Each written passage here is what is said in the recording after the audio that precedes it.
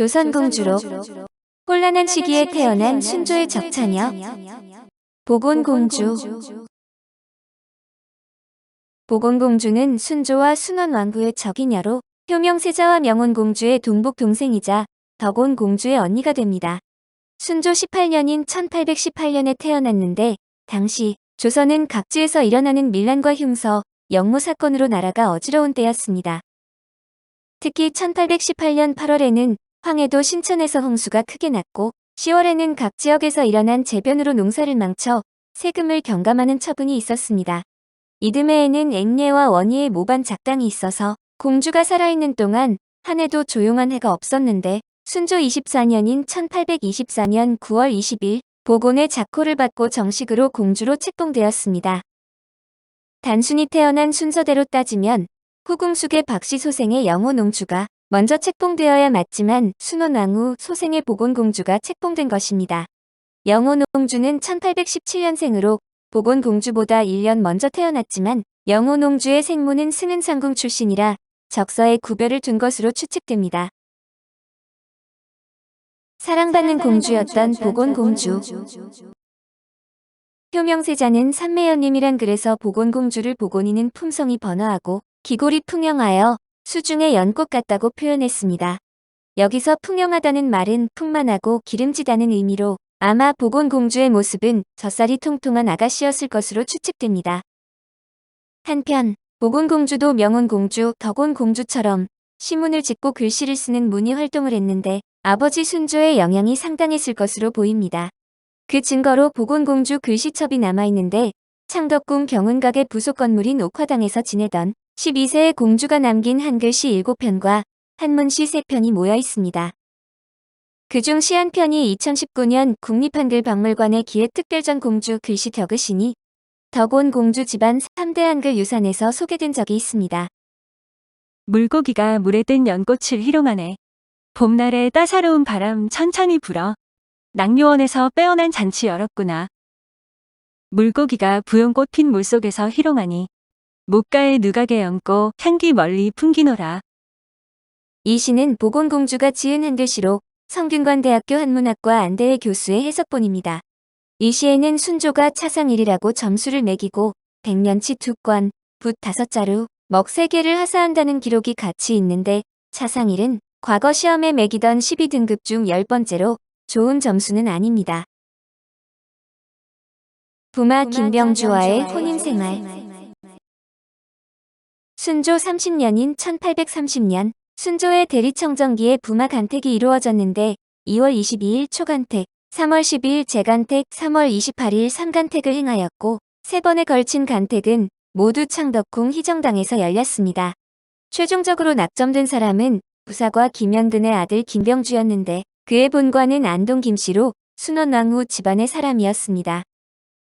김병주의 조부 김학수는 관직 생활 중 세자시강원에 있었던 적이 있어 이미 왕실과 인연이 깊어 형식상의 간택일 뿐 사실상 내정자가 있었다고 보아야 합니다.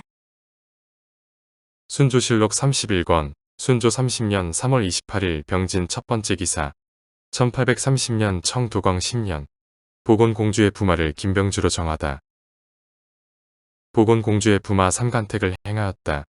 하교하기를 보곤공주의 부마를 부사과 김연근의 아들 김병주로 정하였으니 해조로 하여금 거행하도록 하고 동작은 창령이로 하도록 하라 하였다. 4월 28일 가례를 올렸고 이때 공주가 입었을 화롯이 남아있는데 그렇지만 공주는 혼인한 지 2년 만에 15세의 나이에 후사 없이 요절을 했고 소식을 들은 순조는 빈소를 차리는 날 직접 공주의 집으로 나갔습니다. 순조실록 32권, 순조 32년 5월 12일 무호 첫 번째 기사, 1832년 청도광 12년, 보곤공주가 졸서하다. 보곤공주가 졸서하였다. 하교하기를 보곤공주의 상에 동원부판 일부를 실어 보내도록 하라. 거에는 대내에서 하겠다. 하고 또 하교하기를 보곤공주의 상에 방금 거해하고 나니 슬프고 서러워 마음을 걷잡을 수 없다. 예장 이외에도 필담 미포 등의 물건을 명한 공주의 예대로 실어 보내고 온갖 상수는 각사의 관원이 직접 올려 미진한 일이 없도록 하며 성빈하는 곳은 본방에서 하되 문노는 단복문으로 하라 하였으며 또 하교하기를 성복일에는 친히 공주의 집에 나갈 것이니 예조로 하여금 거행하게 하라 하였다. 명한 공주 은현종에 따르며 부마는 배우자인 공주가 먼저 죽었어도 재혼이 금지되었기 때문에 김병주의 후사는 양자를 통해 이어지게 됩니다. 불과 한 달 후인 6월 어릴 적부터 병약했던 언니 명운 공주마저 사망해 순조와 순원 왕후의 자식들 중 가장 오래 산 자식은 덕온 공주가 됩니다. 공주릉과 보건공주 부부의 제사.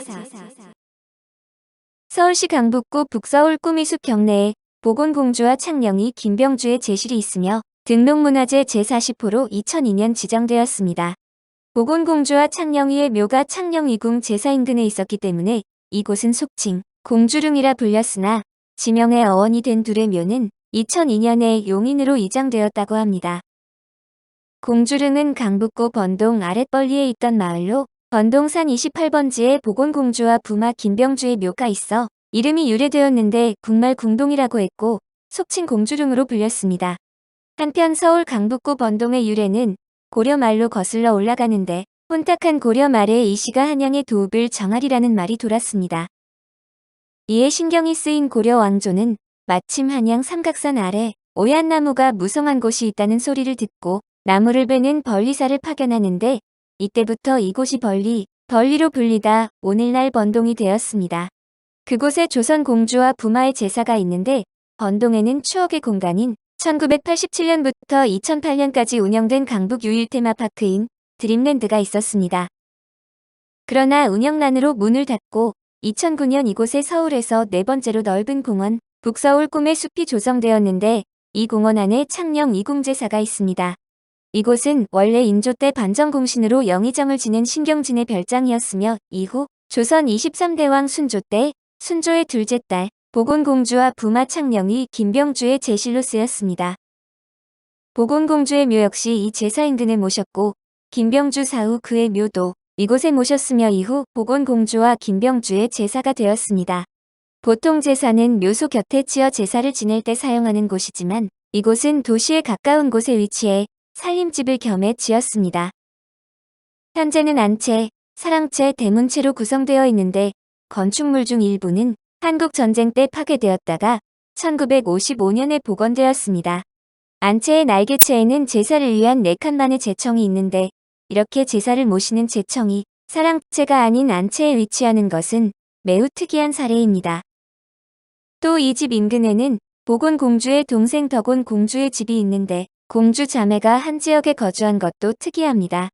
창령이 김병주 역시 세상을 떠날 때 후사가 없어 족형 김병교의 아들 김도균으로 후사를 이었지만 김도균도 후사가 없어 손자로 승중한 김석진이 제사를 모셨습니다. 김석진은 대한제국말 문신이자 우국지사로 오의도 총부 도총관을 지냈는데 1905년 을사늑약이 체결되자 고종에게 을사오접을 즉시 처형하라는 상소를 올렸고 1907년 군대가 해산되자 이곳에서 칩거했습니다. 이후 1910년 한일 병합이 되고 일제가 남작 자기로 김석진을 회유했지만 거부하고 이곳에서 자결했는데 2002년 제사 뒤에 보건공주와 김병주의 묘는 용인으로 이장되었습니다. 제사는 넓은 터에 자리하고 있는데 정면 2칸, 측면 2칸의 사랑채는 원형을 그대로 보존하고 있으며 철종의 왕비철인 왕후가 김석진에게 벽오산이라는 친필현판을 하사했습니다. 넓은 장대석을 기반으로 서 있는 제실, 돌을 쌓고 그 위에 두른 담장과 곳곳에 놓인 돌계단, 정원 공간 등은 공주의 집으로 손색이 없고 또 잘 관리되어 있습니다. 한편 보건공주가 혼인하면서 궁궐에서 쓰는 삼해주 제조 비법을 전해 안동 김씨 집안에 대대로 전해 내려온다고 합니다. 삼해주는 삼해소주와 삼해약주 두 종류가 있는데 2021년 현재 안동 김씨 집안의 며느리인 권희자 명인이 삼해약주를 만들고 있습니다. 오늘 조선공주록은 혼란한 시기에 태어난 순조의 적자녀 보건공주였습니다.